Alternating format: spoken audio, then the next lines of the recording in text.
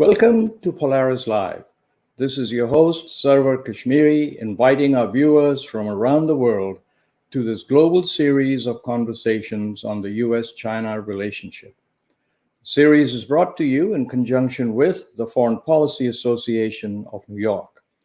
In addition, I'm very pleased to say that this episode is brought to you also in partnership with the Carnegie Tsinghua Center in Beijing. The partnership is with the center's series of podcasts, which are titled China in the World. They are discussions between my guest today, Mr. Paul Haenle, and leading Chinese and international experts on China's evolving role in the world. And with that, let me introduce you to my guest today. Paul Haenle holds the Maurice Greenberg Director's Chair at the Carnegie Tsinghua Center based at Tsinghua University in Beijing. In addition to running the Carnegie Tsinghua Center, Paul is also an adjunct professor at Tsinghua University, where he teaches undergraduate and graduate level courses to Chinese and international students. He sits on the board of directors of the National Committee on U.S.-China Relations. Just as importantly, prior to joining Carnegie, Mr. Haenle served as the director for China, Taiwan, Mongolia Affairs on the National Security Council staffs of former President George W. Bush and Barack Obama. So please welcome Mr. Paul Haenle. Morning, Paul. Good morning, Sarwar. How are you? Thank you for being on your program. I'm feeling I'm a little sleepy today, so have some pity on me as we go along through this interview. Well, where are you? You're not in Beijing, are you? I'm temporarily in the United States, with the global pandemic, and I'm in Cape Cod, Massachusetts, at our home here. God's eager to get back to Asia, to be honest. I bet you are. So, listen, let me just start off by saying that we all saw this meeting between President Biden's senior foreign policy security staff and their counterparts from China in Alaska about 3 weeks ago, right? And there were some really harsh and undiplomatic words used. So, Paul, you've sat through such meetings before from your White House tenure, and I wanted to ask you, was this largely smoke and mirrors to please their audiences on both sides, or do you think that it was really a meaningful diatribe? Well, thank you, Sarwar. It's a great question to open things up. I guess I would start actually at a higher level. And I would say that I think that, the meeting in Alaska, we saw sort of an opening gambit really by Washington and Beijing as President Biden comes into office to set the table for what I expect will be a prolonged set of negotiations on a range of issues under this framework of strategic competition. This was introduced by the Trump administration. And I think the Chinese side is getting their head around this concept that there's a lot more competition in the relationship than there has been. And I think it's also, about issues like a new balance of power dynamics between the two countries. So that's sort of at a high level.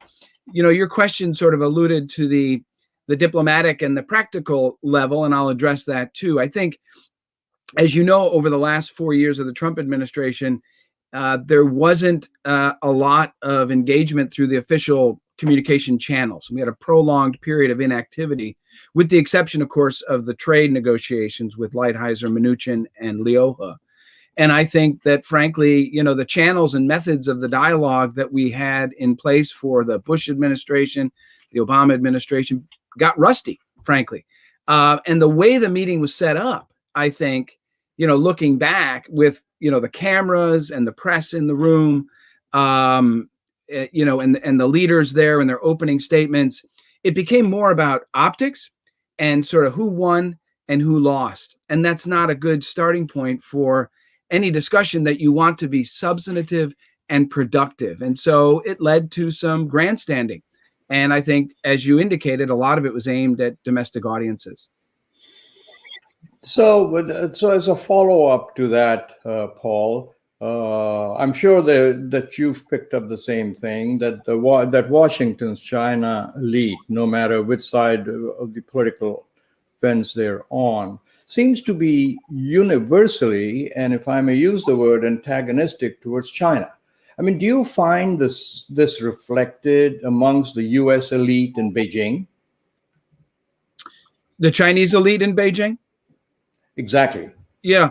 Well, Sarwar, I think, first of all, I think that, yes, the consensus on the challenges that China represents has emerged in the United States pretty quickly. I mean, I remember the president of the Council on Foreign Relations, Richard Haass, said a few years back he hadn't seen a policy issue in the United States where there was a consensus between Republicans, Democrats on that issue shift as far and as fast as the consensus on China.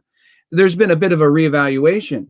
I think largely, my own view is largely because of changes that we have seen from China, political, economic, and on their international approach under the current leadership. A Chinese scholar last week in an interview that I was listening to said he noted the changes in China over the last decade or so, and he made the point that the Chinese president Xi Jinping has changed China more than Donald Trump changed the United States. And I thought that was a very interesting comment. So I wouldn't describe it as antagonistic necessarily, but there are some elements and some interest groups that are more antagonistic. In China, I will just say, I think the narrative has shifted as well. The Chinese I think they see things largely through a dynamic, this power dynamic, this sort of power-centric perspective. And they like to refer to Graham Allison's concept of the Thucydides trap, of a rising power, China, and established power, the United States, and the inevitability that they will come into conflict. And, right. And to the Chinese, that explains the antagonism you describe. It's natural, structural forces. But what that ignores, Sarwar, is those changes that we've seen from China that the U.S. is concerned about, and also other countries in the international community are concerned about as well. And the narratives that we see in China are increasingly hardening, as your question asked about. And we heard it in Alaska, Yang Jiechi, state councilor's opening comments. Similar kind of wolf warrior rhetoric that we've seen by Chinese ambassadors and diplomats. Yang Jiechi, in a 17-minute speech, making it clear that the U.S., for example, he said, doesn't have the qualifications to say it's dealing from China from a position of strength. That's pretty harsh language. And we hear rhetoric in China, propaganda apparatus talking about, and speeches by the Chinese leader talking about the need for Chinese people to have a fighting spirit and to engage in a protracted struggle against external hostile forces, i.e. the United States, that are intent to thwart China's rise. And so I think you described it as antagonism. That is pretty hostile language in describing the United States as an external hostile force. So yes, I do think we're seeing some pretty tough language and rhetoric in China as well. And that may be only meant for a domestic audience, but in this day and age, it's right. hard to distinguish audiences like that. Absolutely, but it's interesting that one of the first speeches that Mr. Biden made, Paul, when he talked about China, and I'm paraphrasing, but he said something like, China aims to become the great power, independent in manufacturing, continue on its growth. Well, it ain't going to happen on my watch. Pretty provocative. Right. So, I mean, if I was sitting in China in the leadership, boy, I'd be really ticked off at that. Am I correct? My sense is, yeah, you're seeing some of that language from the United States. But again, I think also if a lot of people don't read the speeches of senior Chinese officials because so much of it is formulaic. But in there is some pretty tough language. The East is rising and the West is in decline. There's a concern, I think, among major powers that the Chinese leadership has concluded and has great confidence around this concept that the United States and other Western democracies are in inevitable decline. Right. And that concept, and you hear it again, you hear it in speeches. Similar, I think I would say to something that President Biden said in a U.S. context. Sorry. Go ahead, Paul. Yeah. So I think, yes, you are seeing enhanced rhetoric, but I should point out that I believe the Biden administration has moved to a much more professional set of rhetoric in describing the strategic competition with China than we saw in the previous 4 years. And, you have to remember the China virus, the Kung flu. Yes. Very gratuitously hostile and provocative language we saw from the previous administration. The Biden team, we've seen a marked improvement. Absolutely. I was also, sorry, I'm interrupting. No, I just want to say on the Chinese side, we still see that wolf warrior rhetoric, right. Quite harsh.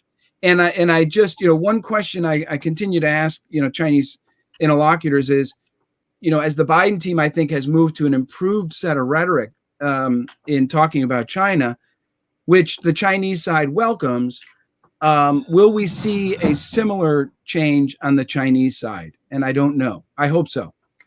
Well, it's just an interesting discussion. I mean, I continue to portray the U.S.-China relationship as perhaps the most consequential in our time.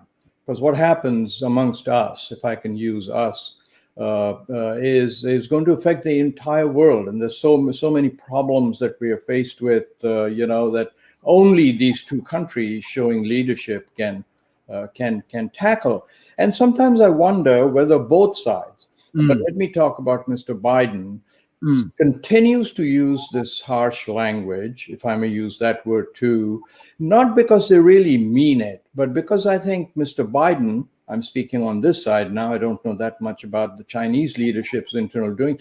I think Mr. Biden has deep changes to make within the American body politic, right? What we saw in Washington after the election and so on. And I just wonder whether he needs to keep his political capital intact and not show he's weak on China, because almost the entire elite in America is anti-China. So I wonder whether he's husbanding his political capital. Do you think there's anything to that line? No doubt that the Biden team, is not going to take steps right now that could be criticized by the right or frankly by elements of the left as soft on China. That's certainly, I think, the case. Domestic politics is playing a big part, but I think it's much bigger than that. I think what you're seeing, and I should say on President Biden's rhetoric, I don't see it as harsh, I think, as you do, Sarwar. I would say I would put it in the context of strategic competition. It's about the competition between the United States and China. I don't see it as gratuitously hostile or provocative. I would make a big distinction between what we've seen so far from the Biden team and what we saw in the last administration. But look, I think that what you're seeing from the President Biden's administration when it comes to China is a recognition that getting our act together at home in the United States, shoring up our domestic strength, getting our politics in order, getting getting COVID in order, and getting the vaccine distributed, getting our economy up and running, getting an infrastructure bill passed, that these are all things that will give us strength in dealing with a stronger, more capable China. The second piece that we've seen so far is outreach to our allies and partners around the world in dealing, not as an attempt to, a monolithic attempt to sort of contain or surround China, probably more likely to work with partners and allies in groupings on issues of common concern. That will take some time to shore up domestic strength and to do some of that outreach to allies and partners, because a lot of damage was done in the United States over the last 4 years. It's not a light switch, neither of those areas. You can't turn it on and turn it off. It takes time to build those up, to build up domestic strength, and to regain international credibility is going to take some time. But I think what you're seeing is the Biden administration believes very strongly that those two elements are critical to having an effective approach to a much more capable and strengthened China. I mean, kudos to the Biden administration. I mean, I'm just totally, and I've always been in sync with the policies that he's following. But let me ask you another issue that's at the back of my mind. If I was one of these countries that have been American allies for a long, long time, and I'd seen how quickly 70 years of an alliance can literally be torn to shred in 4 years, as the previous administration did. Wouldn't you say, I welcome you, Mr. Biden, and I believe you, but I'm going to wait till the next election. I want to see what the transfer of power looks like. I want to see if this stuff is really meaningful to America, or this is just the incoming administration. Don't you think there'll be some hesitation to just leap and hug the United States as we did before? Sarwar, I think you're right. And as I said in my last response, this will take some time to build up international credibility. I don't think you can announce America's back overnight. These things do take time.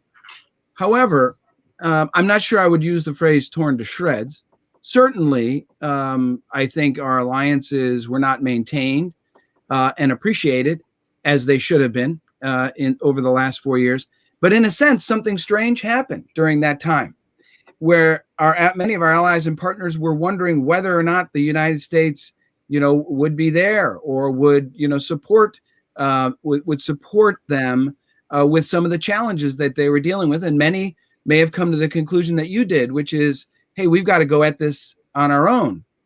And those challenges from China look very different by these countries when you're thinking about dealing with them on their own, as opposed to having the United States support. Right. So they went through, I think, a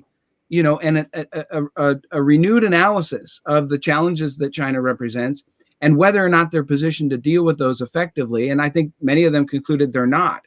So when the Biden team does its outreach, and this is largely due to those changes that we've seen from China, aggressive and assertive policies, behavior, rhetoric, some of the actions that China has taken is causing these countries concern about their own interests. And so what's interesting, Sarwar, is despite the last 4 years of really not paying enough attention to our allies, we're seeing wide open doors from those allies and partners in terms of talking about China and how we can strengthen through a more collective approach our effort in dealing with China on those challenges. And, when you think about China right now, the narrative really is, when they're talking about the U.S.-China relationship, they say U.S.-China relations have deteriorated significantly because of the Trump administration, because of Donald Trump. And up to the Biden administration now to fix that. And China is going to sit back and see what the Biden administration does. There is little acknowledgement of the legitimate concerns that the United States and other major powers have. And I think that also is contributing to what we've seen out of the box is pretty significant momentum by the Biden administration. For example, pulling together the Quad grouping at the head of government level was pretty significant. That joint statement that they announced was quite something. It was quite ambitious. The 2+2 meetings in Tokyo and in Seoul with the Secretary of State and Secretaries of Defense. The Secretary of State's travel to NATO and Europe after the Anchorage meetings. Again, I think those countries have grown more concerned over the last 4 years about China, and that creates an opening for the United States despite some of the damage that was done under the previous administration. Well, it is a breath of fresh air that a lot of us were waiting for, isn't it, Paul, in many ways, this whole multilateral approach. And as you said, the open door feeling, and a lot of applause from me anyway on that. And I think most Americans.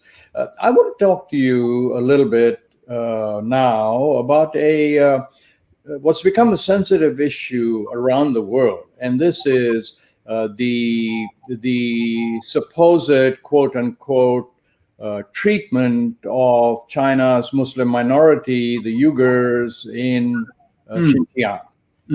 Whether getting into instead of getting into whether the gravitas of the accusation or the lack of it, what I want to ask you is, if the China-America relationship is so consequential, not just for each other, but for the entire world and its economy, there's no question that human rights is at the heart of a lot of what America does. But what I want to ask you is, should we not continue talking about how important human rights is, but not let this be a line in the sand to continue on with the U.S.-China relationship? Well, thank you, Sarwar. I mean, another area that President Biden, in addition to what we've talked about already in terms of strengthening at home and enhancing U.S. competitiveness at home, getting our house in order, so to speak, and outreach to allies and partners, a big piece of that is the values piece. And human rights is a big part of that. You mentioned the Xinjiang issue and the treatment of Uyghurs. This is not just a U.S. concern. This is in many ways an international concern. There's many countries around the world expressing concern about the treatment of Uyghurs. Just 100 days now, we're into the Biden administration, just 100 days. We've already seen partners, the EU, the UK, Canada, release statements about human rights abuses in Xinjiang, even impose sanctions on Chinese officials. First time in a long time in many cases. The US, Canada, Netherlands have formally designated actions in Xinjiang as a genocide.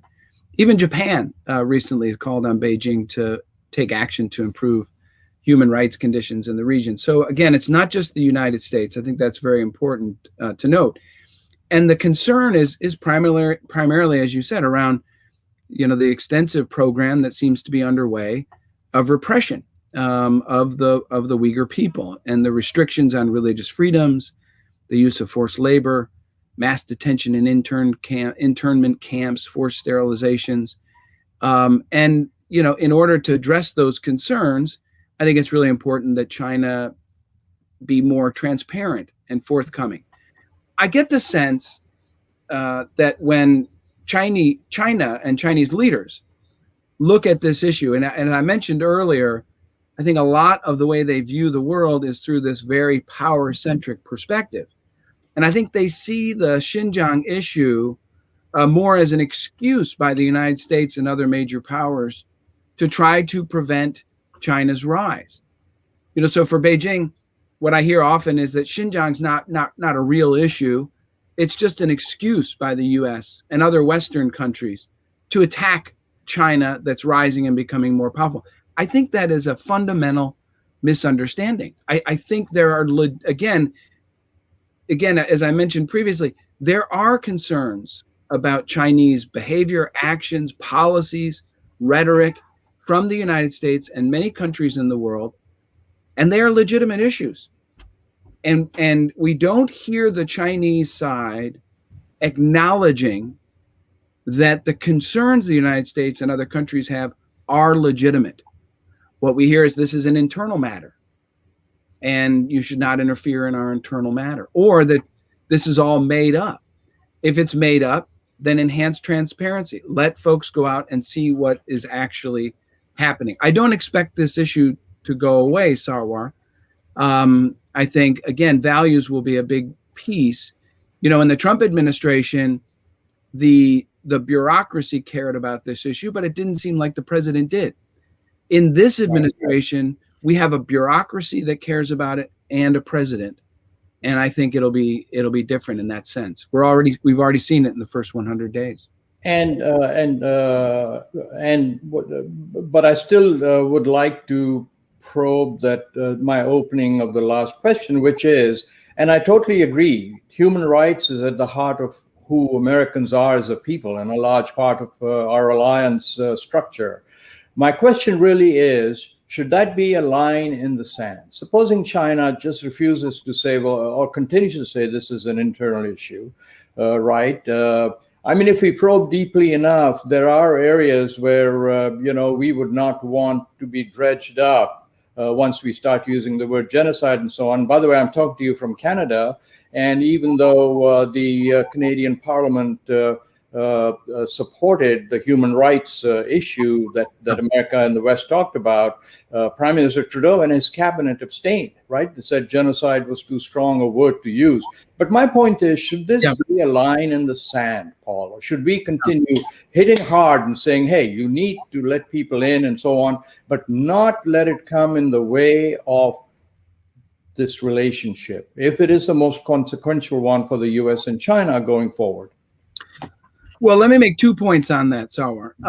Number one, I noticed that the Chinese side, in particular the state councilor in Alaska, raised human rights concerns about things happening in the United States around issues related to race and Black Lives Matter.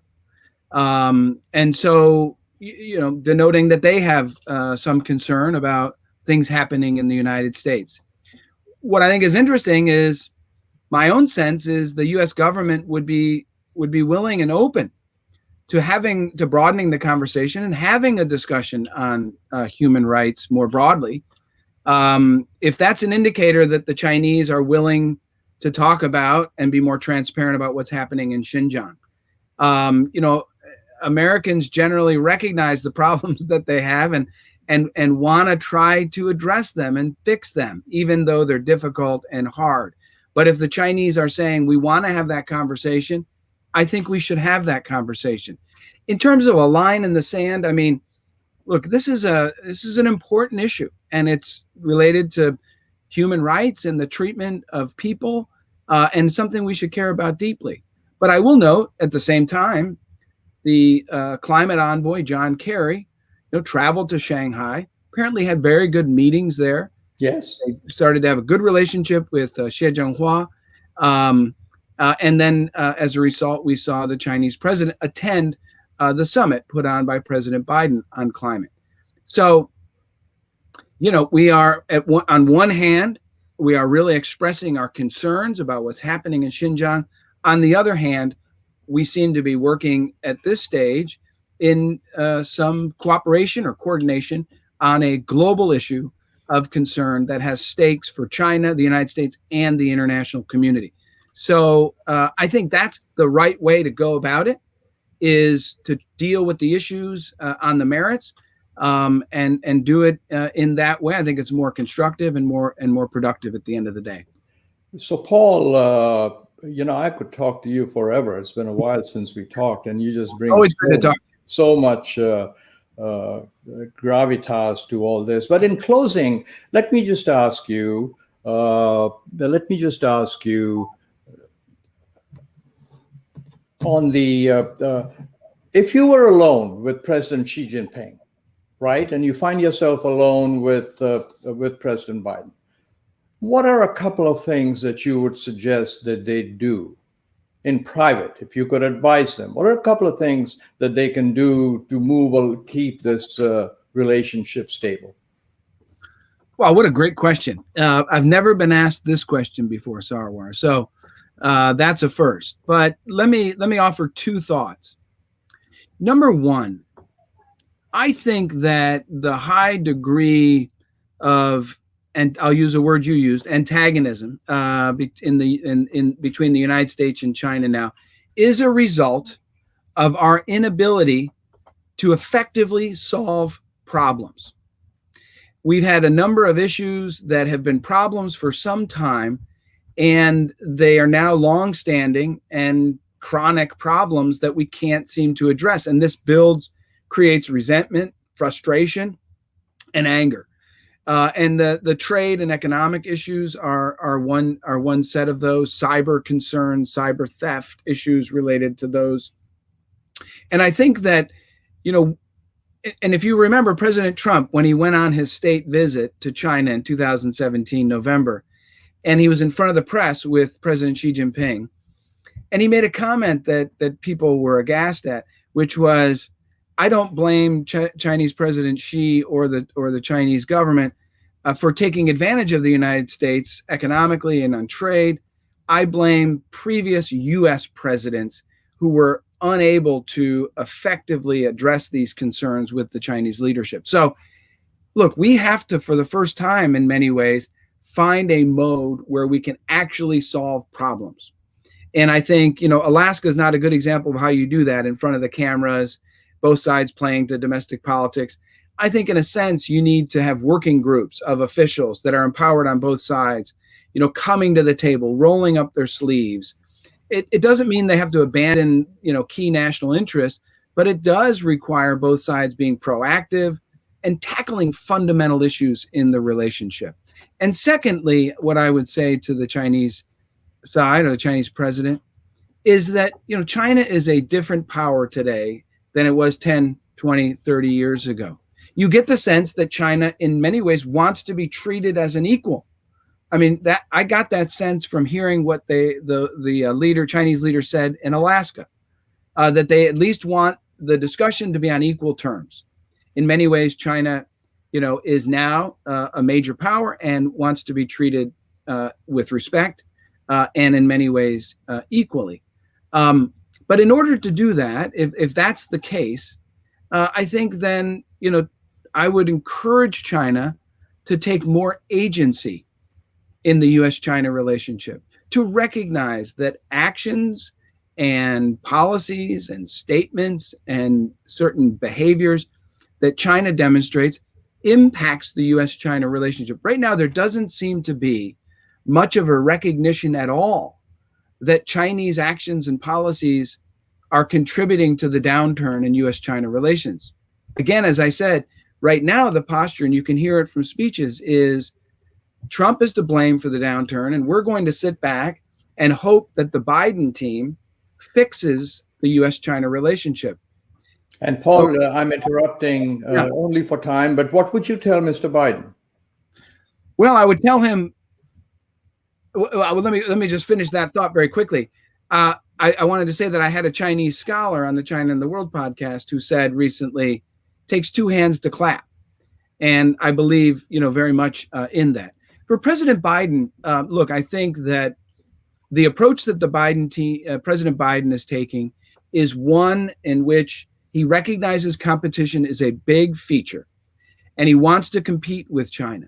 As my friend, the former Assistant Secretary, Danny Russell says, this is competition, hopefully not like two rival gangs that are trying to destroy each other, but rather like two baseball teams. The competition actually improves the performance of both sides. The United States under President Biden, I think, will push back more and be more candid on areas where it has concerns like Xinjiang and where China's policies or actions are threatening to undermine U.S. interests. But I think the Biden team is going to want to, as I said earlier, solve problems with China.